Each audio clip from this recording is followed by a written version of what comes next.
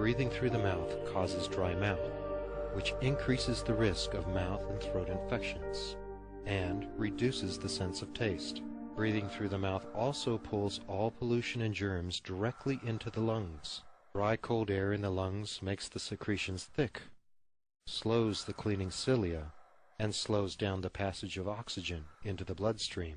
Ignoring nasal allergies increases the chance that you will develop asthma.